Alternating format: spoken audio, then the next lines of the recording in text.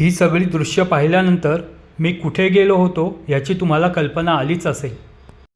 राम राम मंडळी, मी पुण्यापासून साधारण 50 किलोमीटर अंतरावर असलेल्या जेजुरी गडावरती जात आहे.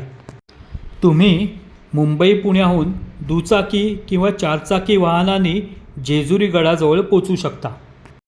पुण्याहून जर तुम्ही रेल्वे केलीत तर जेजुरी स्थानकावरती उतरून साधारण 3 ते 4 किलोमीटर अंतरावरती हा जेजुरी गड येतो. त्यामुळे तुम्ही रिक्षेने किंवा चालत इथे पोचू शकता. मी मात्र आता दुचाकीने पुणे, स्वारगेट, हडपसर, फुरसुंगी, दिवेघाट, सासवड या मार्गाने जेजुरीला जात आहे. गडजवळ येताच गडाच्या पायथ्याला दुचाकीसाठी असलेल्या वाहनतळावरती गाडी लावून सर्वप्रथम गणपतीचं दर्शन घेतलं. त्याच्याच बाजूला नंदी मंडपातील नंदीचंही दर्शन घेतलं. नंदी मंडपासमोर मुख्य महाद्वार आहे. त्या महाद्वारातून प्रवेश करताना खांद्यावरून देवाला वाहून नेणारे काही भाविक दिसले.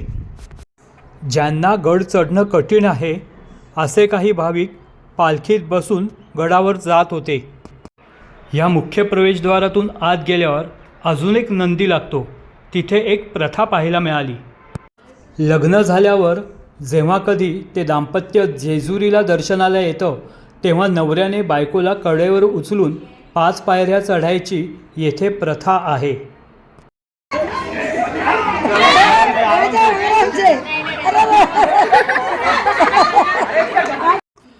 गड चढत असताना वाटेत बाणूबाईचं मंदिर लागलं.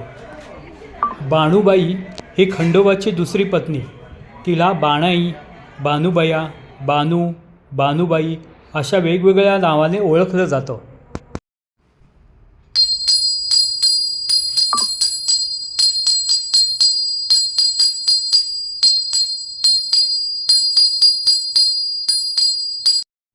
गड चढत असताना वाटेत अहिल्यादेवी होळकरांचा पुतळा दिसतो. तसंच संबळ वाजवणारे सेवेकरीही दिसतात.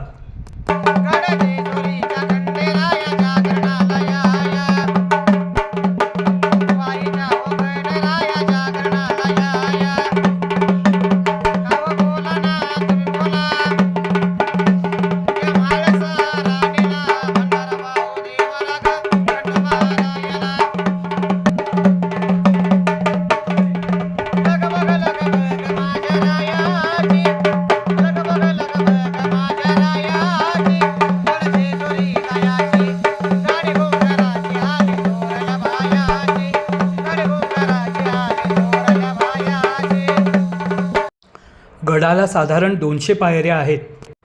काही पायऱ्या चढून आजूबाजूचा परिसर पाहत थोडं थोडं थांबत गड चढत होतो. देवळाच्या परिसरात दगडी दीपमाळाही दिसत होत्या. वाटेत एका फोटोग्राफरने फोटो काढण्याचा आग्रह केला, त्यामुळे काही फोटो काढले. आता इथून खंडोबाचं मंदिर अगदी जवळ आलं होतं. मराठा, रामोशी, कुणबी, धनगर, कोळी, आगरी अशा अनेक समाजातील लोकांचे खंडोबा हे आराध्य दैवत आहे. खंडोबा हे महाराष्ट्राचे कुलदैवत असून संपूर्ण देशातील लाखो भाविकांचे देखील कुलदैवत आहे. पायऱ्या चढून जेव्हा गडावर पोचलो तेव्हा गडावरती भंडाऱ्याची उधळण चालू होती.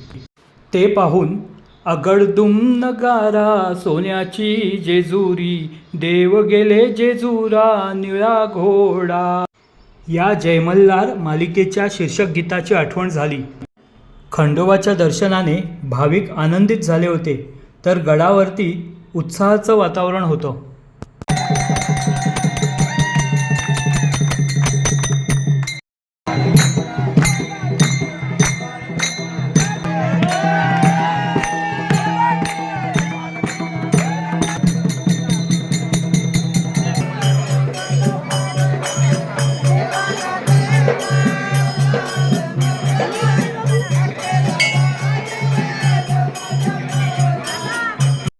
खंडोबाचे दर्शन घेण्यासाठी मोफत रांगेमध्ये गेलो. आज कोणताही सुट्टीचा दिवस नसताना दर्शनाला रांग होती. गाभाऱ्यात जाण्यापूर्वी खंडोबाच्या आश्वाचे दर्शन घेतले आणि इथूनच खंडोबाचेही दर्शन झाले. म्हाळसा, मणिमाला व खंडोबा अशा 3 मूर्ती देवळामध्ये आहेत. खंडोबाचे दर्शन घेऊन झाल्यावर मंदिर परिसरात गणपती, जरांडेश्वर, म्हाळसादेवीच्या मूर्तीचं दर्शन घेतले. एके ठिकाणहून खंडोबाचे मूळ स्थान असलेल्या कडेपठारचेही दर्शन घेतले. जेजुरी गडावरती चैत्र, पौष व माघ या 3 महिन्यात शुद्ध द्वादशी ते वद्य प्रतिपदा हे 5 दिवस, मार्गशीर्ष शुद्ध प्रतिपदा ते षष्ठी हे 6 दिवस व वर्षातील सर्व सोमवती अमावस्या तसेच अश्विन प्रतिपदा ते दशमी असे 10 दिवस मोठ्या जत्रा असतात. पौष पौर्णिमेला येथे गाढवांचा बाजार भरतो, ज्यात लाखोंची उलाढाल होते. 42 किलो वजनाची खंड्या तलवार जास्तीत जास्त वेळ हातात धरून ठेवण्याचा अवघड खेळ दसऱ्याला दरवर्षी खेळला जातो. पाण्याच्या कावडी वाहणे, तळी भरणे, बगाड, गळ टोचून देवाला प्रदक्षिणा घालणे, लंगर साखळी तोडणे, विस्तवावरून चालणे अशा अनेक प्रकाराने खंडोबाला नवस्फूर्ती करण्यात येते. मंदिरात तळी भरणे हा विधी केला जातो. ताटात खोबरं व भंडारा घेतला जातो. त्यानंतर पूजा केली जाते. पूजा करून झाल्यावर खोबऱ्याची उधळण करायची असते. विवाह, मुंज यासारख्या शुभप्रसंगी देवाचे स्मरण व्हावे व जनजागृती करण्यासाठी काही परिवार जेजुरीत येऊन जागरण व गोंधळ घालतात.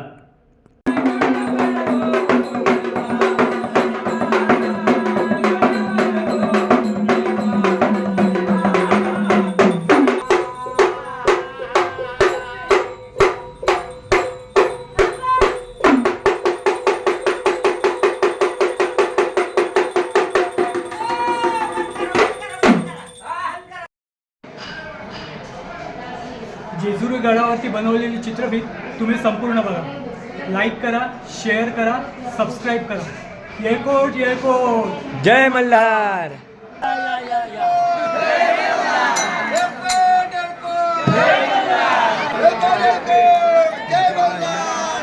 अरे माझ्याकडे